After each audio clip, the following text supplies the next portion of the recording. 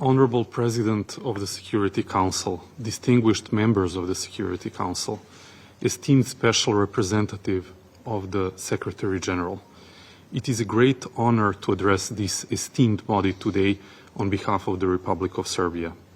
I take this opportunity to thank Secretary General Antonio Guterres, as well as the Special Representative of the Secretary General and Head of UNMIC, Mrs. Carolina Zijade, for their continued efforts in implementing the mandate entrusted to UNMIC by Security Council Resolution 1244.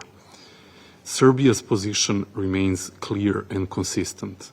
We strongly support the continued presence and full engagement of UNMIC. After more than 25 years, the mission's mandate has not yet been fulfilled, and the challenges on the ground are growing more complex day by day. UNMIC's role is not only relevant, it is indispensable. Ladies and gentlemen, allow me to outline 3 key points that I wish to emphasize in my address today. First, international principles must be upheld equally and consistently.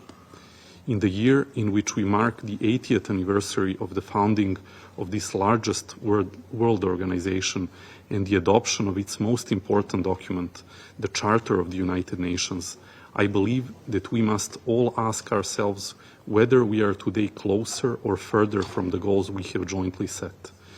We often have the opportunity to hear statements in this very building about the need and importance of full respect for the UN Charter, and in particular for the principles that guarantee the protection of the sovereignty and territorial integrity of internationally recognized states. I am proud to be the representative of a state that is consistently committed to the respect for the UN Charter and its fundamental principles, including the necessity of respecting the territorial integrity and sovereignty of both its own and all other UN member states. It is therefore natural to expect that these rules apply to all member states and that they are applied in equal manner, including the Republic of Serbia. I believe that today, whether we want to admit it or not, we are all aware of the consequences of the precedent set in 2008 by the unilateral declaration of independence of Kosovo. We warned in good time that once the principles of international law are broken, the question is how we can escape this vicious circle. Every country potentially could have its own Kosovo. And indeed, since 2008, we have seen an increasing number of situations questioning statuses of various regions, provinces, territories of sovereign countries, members of this organization. In fact, in the aftermath of the Kosovo precedent, this very Security Council has been overwhelmed with dealing with the consequences thereof. The situation on the ground in Kosovo and Metohija is deteriorating, and Serbs are paying the price. Given the time constraints of today's meeting, I cannot possibly list all of the unilateral actions and ethnically motivated incidents committed by the currently governing regime led by Albin Kurti, but I must highlight several that exemplify a disturbing and dangerous pattern captured in his own words. Serbs must suffer and pay. In recent months, Pristina has escalated its campaign to systematically dismantle institutions of Serbs throughout Kosovo and Metohija. These are not symbolic gestures. They have direct, painful, daily consequences for real people. Salaries, pensions, and social assistance to thousands of Serbian families have been cut off. The very means of survival for many of our compatriots have been placed at risk. On January 15th this year, we witnessed a coordinated effort by Pristina to close institutions of Serbs in Kosovo Polje, Gračanica, Lipljan, Velika Hoča, Orahovac, and other enclaves south of the Ibar River. This was not only a political provocation, it was a calculated attempt to erase the collective identity of Serbs in these communities. It is hard to imagine that anyone could consider such actions conducive to dialogue or reconciliation. Only weeks later, February 21st, social welfare centers in 4 northern Serb majority municipalities were forcibly closed, leaving over 1,500 vulnerable individuals without access to essential services. In such circumstances, how can we seriously speak of normalization and trust building? These examples bring us back to the same question we have been asking for 12 years. When will the community of Serb majority municipalities, which has been signed and agreed under the auspices of the EU facilitated dialogue, be established? The answer, as made clear by Kurti's actions, is that there is no political will in Pristina to fulfill this legally binding obligation. Instead, we see an ethno-nationalist strategy built to induce fear, intimidation, and exclusion. What we witness is not accidental. It is the direct fulfillment of a promise made by Albin Kurti himself. In September 23, he stated, and I quote again, "Serbs will have to suffer and pay." Those words were not just rhetoric. They have become policy, and their consequences are unfolding before our very eyes. This same strategy was at the heart of Kurti's campaign ahead of February 9th elections. Conditions for Serbs to participate were anything but free or fair. It would be difficult, if not impossible, to describe these elections as free and fair in any meaningful sense. For over a month, the official results of the elections in Kosovo and Metohija were not announced, allegedly due to a software error. In the end, one parliamentary seat rightfully belonging to a Serbian representative was effectively taken away. This was done by orchestrating the participation of ethnic Albanians to vote for a representative handpicked by Kurti instead, allowing a candidate to win not through the support of the Serbian community as prescribed by the constitution, but by predominantly with Albanian votes. To make this paradox even clearer, when similar cases occurred in previous years, where Serbs allegedly voted for candidates from other communities, such elections were swiftly annulled. Such playing with voting system and practices undermines both democratic integrity and trust in the institutions that are supposed to guarantee fairness and representation for all communities. We have also previously seen the same pattern clearly reflected in the blatant violation of Article 96.5 of the so-called Constitution of Kosovo. By appointing a representative in a previous Kosovo government without any legitimate electoral support from the Serbian community, the very spirit of Article 96.5 was clearly violated. This provision was not designed to fulfill ethnic quotas on paper. It was meant to guarantee genuine political participation of non-majority communities in Pristina's institutions. The law is clear, but it is being set aside for political convenience. Recently, Kurti's regime has initiated a widespread campaign of persecution against prominent Serbs in Kosovo and Metohija for their participation in protests in late 2022.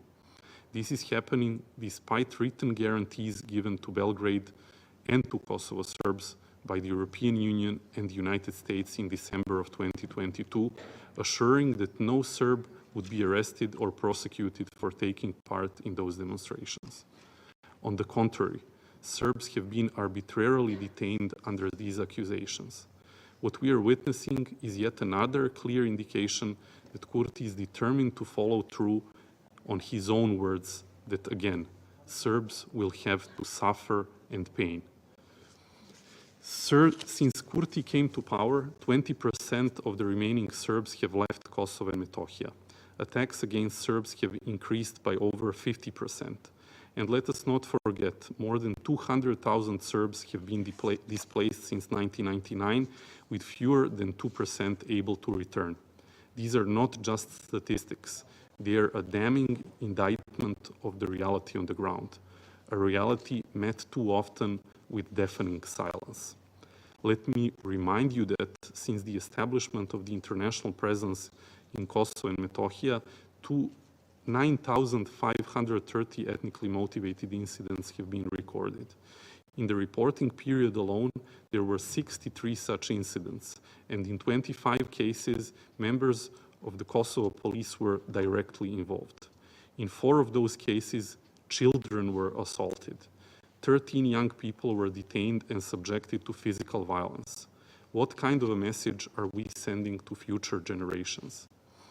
What kind of future are we shaping? Since we last met here, home of Milica Mihajlović, a single mother from Zvečan, was ransacked and her son was threatened with death by those meant to uphold the law. Is this the new reality being imposed on Serbs in Kosovo and Metohija? Because from where we stand, this is not coexistence, this is repression. Ladies and gentlemen, for Serbs, Kosovo and Metohija is not just 13% of our territory. It is the heart of who we are. It is the home of our most sacred monasteries, the seat of our church and the foundation of our identity. That the Patriarch of the Serbian Orthodox Church is denied the right to visit the Patriarchate of Peć in 21st century Europe, despite the presence of thousands of international personnel, is unacceptable. Is this the image of a modern multi-ethnic democracy that Pristina wants the world to believe in? Or is this a carefully curated illusion? What Kurti is doing to the Serbs in Kosovo and Metohija is not an act of care for citizens. It is targeted, deliberate, and systemic ethnic revanchism. The dialogue remains the only viable path forward, but it must be built on trust. The image I have presented to you today is indeed bleak. In these circumstances, it is difficult to talk about establishing trust, which we all agree is a prerequisite for any dialogue, including the dialogue between Belgrade and Pristina. We believe that at this moment, new strength and new energy are needed to revive the dialogue, which has not shown any real progress or results for a long time. In this context, the new EU Special Representative for the Belgrade-Pristina dialogue does not have an easy task, but he has our full support to do everything in his power to establish the necessary trust between all parties in the process in these difficult circumstances. A wise French proverb says, "Mighty oaks from little acorns grow." We believe that the best way to restart the dialogue is to build the much-needed trust through economic cooperation and infrastructure connectivity, while simultaneously making efforts to implement all the commitments undertaken so far. The role of the European Union, United States, and other partners in the period ahead will be crucial, and we call for stronger engagement in order to continue the dialogue and find a compromise. As before, we will strive to be a constructive and credible partner in the dialogue, and the EU Special Representative Peter Sorensen can count on the full cooperation of Belgrade. Distinguished members of the Security Council, in conclusion, I can only point out that everything I have spoken about today must serve as an alarm for the international community. Kurti's regime has to be stopped on his self-proclaimed mission that Serbs will have to suffer and pay. We take this opportunity to appeal to the Security Council to respond in a meaningful way in order to prevent irreparable damage to the survival of Serbs and other non-majority communities in Kosovo and Metohija, as well as the destabilization of the entire region. I assure you that the Republic of Serbia remains clearly committed to building peace and stability, both in Kosovo and Metohija and in the entire region. Despite what some may think and how they choose to act, I'm convinced that there is no alternative to dialogue, and I hope that you share my view. Serbia will always be on the side of dialogue. However, we must not forget that the D in dialogue stands for participation of two sides.